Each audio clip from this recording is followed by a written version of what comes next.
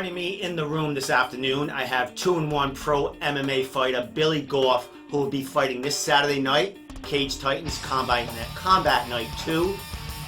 Back at the Cage Titans cage after having a couple of fights in there as his AMI career. Billy, thanks for coming on the show. I know it's fight week. I know you're cutting a little weight. How's things going, buddy? It's been good.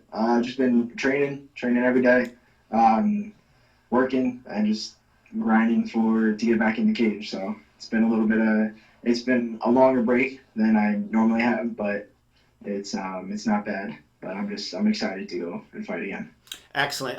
Your last fight was in June?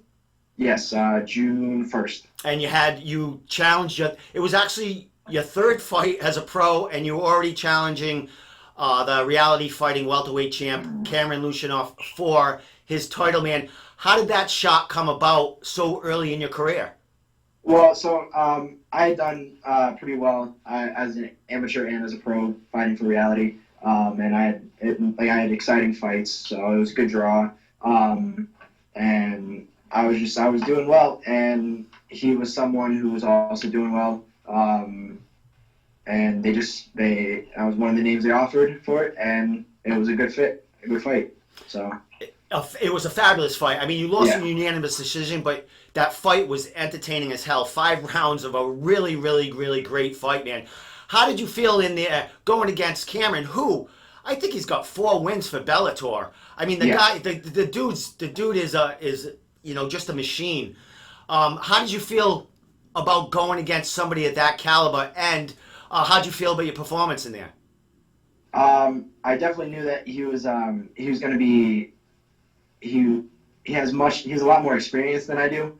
I think he's 92 now. And he's a little bit older. I knew he was going to be good. He has a lot of submission wins, so I knew it was going to be a challenge with that. But I was happy with my striking, but I was not happy at all with my wrestling. Like I gave up takedowns that I shouldn't have. Like I didn't really defend them that well. I was too focused on hitting him when I was on the cage, and I didn't really do a lot of cage work, like getting off the cage and putting him on the cage, and getting up. So I was not happy with how I handled the cage work in the ground. So just had to go back and reevaluate things and reset my mind because like when I first started, it was very much like wrestle, and then I got very comfortable with just striking because it's fun, and I've gotten better with it. So I kind of leaned too much and didn't go enough to wrestling. Excellent. Well, you speak about Cameron like he's got a bunch of submission wins. Bill, the fights you've lost in your amateur career basically have been submission losses, and you went against a dude in Cameron who that's his kind of bread and butter, grinding you, and you survived. You put in a great fight. So I mean, you say you didn't like your performance, but you did have a really good battle with someone in there that is known for putting people away and choking them, putting them to sleep. So that's a win-win there. What have you been really training on as far as getting ready for this fight? Because what do we 3 or 4 months back, removed from that last fight? Have you been mixing it up? Have you been really working on your, going back to the basics of where you started in your wrestling? Yes, definitely we did. I've been really focusing and trying to break down and like reevaluate and get better with my groundwork and my cage work and everything. And I mean, we still focus just as much on just regular grappling and striking. So it's just a matter of I really need to refocus myself and rethink with how much I lean on wrestling. So. Excellent. Well, that's part of progressing as as a pro. Coming out of Dexter's MMA, I know Dexter has never shied away from a huge challenge for you kids. You've been challenging people basically from your amateur career all the way into your pro career, and you've been fighting some of the the best fighters out there as a pro. Now we come back to Cage Titans. This is going to be your 4th fight of 2019. You're staying busy, you're staying active, you're staying injury-free, even though you're having some of these really big wars, because you had a big fight for Bellator, you had I think have you been through all decision fights in your pro career so far? No, my the last two have been. The first one was TKO in the second round. Okay. So and that was for reality fighting, right? Yes. And that's one of the reasons why they gave you the shot, because you impressed them so well on that debut of yours. So going into this fight, you're fighting an unknown. You're fighting Jonathan Pico. He's from Hawaii. He migrated here. He's been training in Massachusetts for a couple of years. I want to say he's out of South Shore Sports Fighting. I could be wrong, but I think he is. Now you're fighting someone you really don't know anything about. This is going to be a fourth fight. Is this a risk to you, or it doesn't matter who they throw in front of you? You kind of train for yourself and not exactly the opponent in front of you.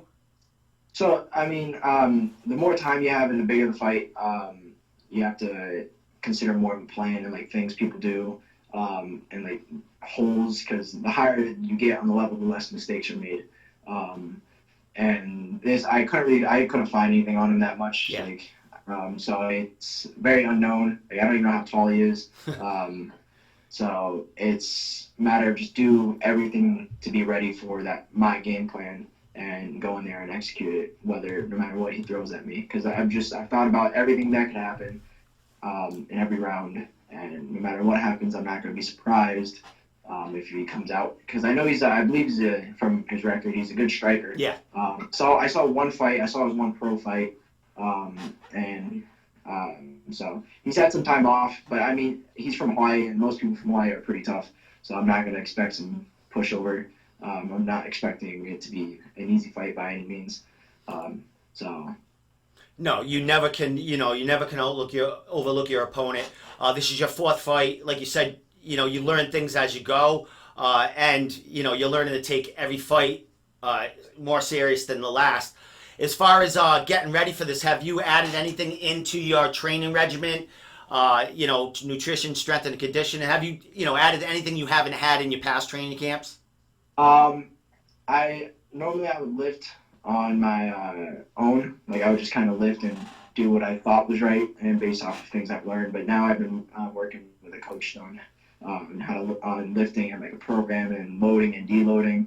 And I talked to a nutritionist. I mean, I'd like to get a set diet, but it's hard because I'm a vegan, so it's harder as it is. Yeah. So I've just been trying to I normally eat clean anyways. So I always drink the same amount of water every day. I bring a gallon jug everywhere I go.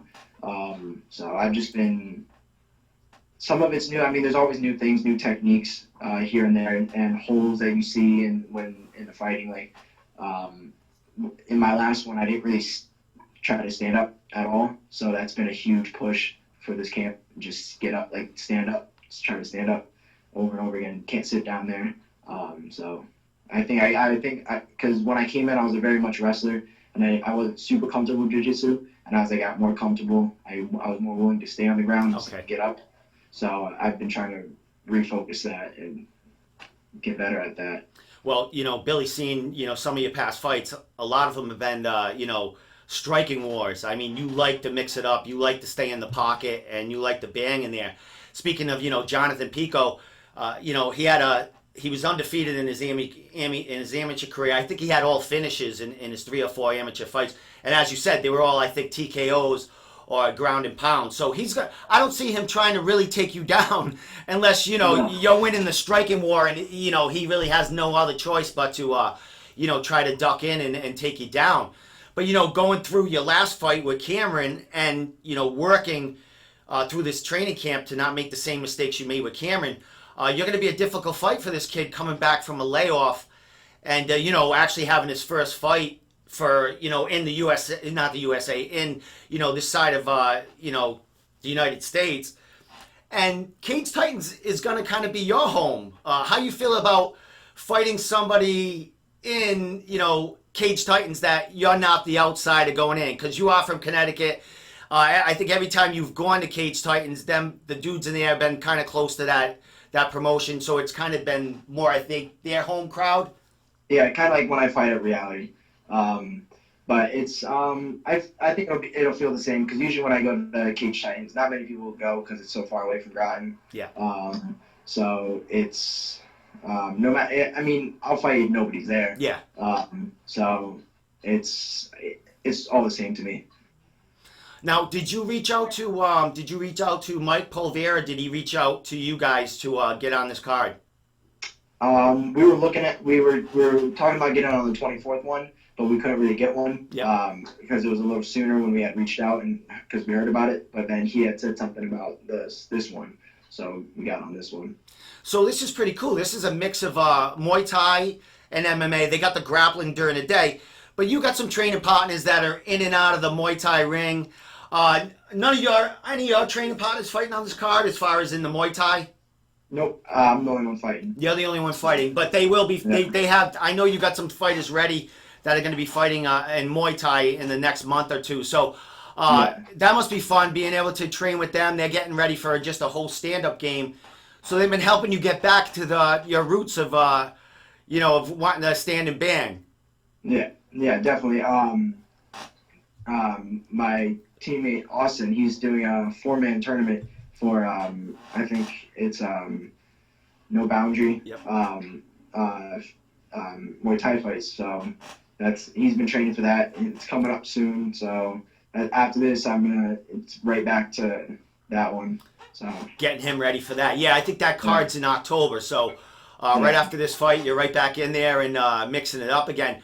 So how you feel about getting back into Cage Titans? I mean, one of the biggest promotions, reality, I think they only fight maybe twice a year. Mike's been adding more and more cards. yeah. So the promotion's been getting out there more and more. You being a young pro, Mike's been having a load of fighters that has come through his promotion that are going to Contender Series.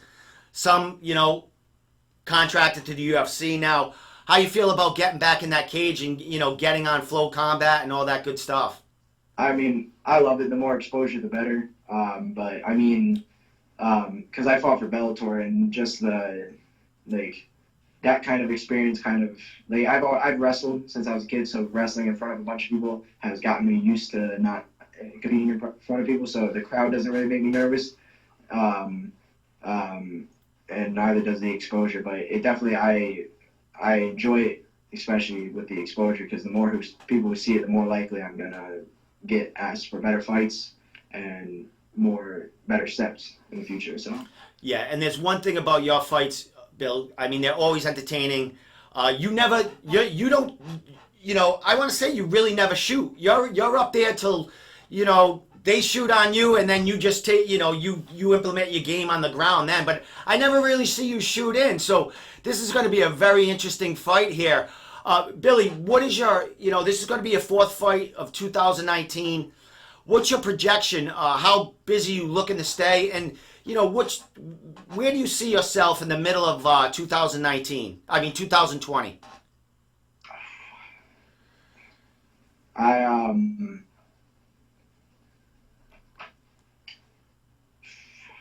See, I love to stay active. The longest layoff I've had has been 3 months between a fight. So I love to stay active. So I see myself at least, hopefully, obviously if all goes well, anything can happen, signed to somebody by then. Or at least getting to definitely to bigger fights. Yeah. I see myself getting, I haven't really traveled outside of New England for a fight because it costs more. People usually get paid more, and it's bigger fights when you get asked to go somewhere. So hopefully that definitely happens soon. And I mean, I want to take on bigger, better people. So. Well, that's been kind of your whole pro career so far, you know what I mean? And the way Dexter gets you ready and the way, spoken to him in the past, he wants the biggest tests because he doesn't want you failing and not being ready when you get to these bigger promotions you're talking to. But, the way you're going, Billy, you're 21 years old? Yes. You're just starting. I mean, you're having your fourth fight. You're busy. I mean, you're staying active. This is your fourth fight of 2019. There's another couple of cards between, this card and the end of the year. you could get onto another one at the end of the year. You never know. All the reality at the beginning of the year. You know what I mean? So, big things for you, man. And I'm great. I'm glad to see it. I've seen you fight. Most of your amateur career hold an amateur belt, and then start off your pro career. Knocking TKOing people and fighting for a welterweight belt for Reality, a huge promotion, man. So, are you? Like Reality is kind of your home, but when Bellator comes back, that's your home too. They're fighting on a Mohegan Sun too. So, you have two big cards that will be coming up in the, not too distant future with Bellator and Reality again in the first of the year. So, you're in the eyes of Reality and Bellator, you got to win from them. So, there's big things ahead of you with a win here. Yes. I'm definitely, obviously I can't think ahead. This fight matters the most out of all of them. But I've got plans for the rest of 2018. Like with Bellator and Reality, definitely looking into it, and like after this fight, definitely gonna talk about it. Excellent, my man. Well, I'll be there. I'll be seeing you, do some work. I'll be at weigh-ins. I'll be checking you out there. And, dude, last thing, shout-outs, social media, a couple of more days for ticket sales. And, we want all these people around here listening to know who you are and follow you on social media, so shout it out. Yeah, my Instagram's William, like William, but with a B, Goff, Goff. I try to post as much as I can. But it's also my personal, so it's some dumb stuff too, and some funny stuff, and some. But other than that, no, I'm not really. As many people, if you can get up to this fight, you should go. There's a lot of great fights on it, and definitely, I can guarantee you one's going to be entertaining. Excellent. Well, it always is. You always put on a show, and you kind of, back to Cage Titans, where people, kind of seen you in your Miami career. Now they get to see you in the pro, and they actually get to see somebody, who's not been around. So this is kind of a, we don't know what's going to go on here, so it's going to be very entertaining. So, excellent. Billy Goff, thank you so much for coming on. I know, a couple more days till weigh-ins, and you're in and out of the sauna doing all that good stuff. So thank you so much. Billy Goff, fighting this Saturday night, Cage Titans Combat Night 2, September 7th at Plymouth Memorial Hall against Jonathan Pico out of South Shore Sports Fighting. First fight for Cage Titans, first fight in New England. We don't know what's coming, but we know there's going to be a banging show coming up. So thanks a lot, Billy. My pleasure. Thanks for having me. All right, brother.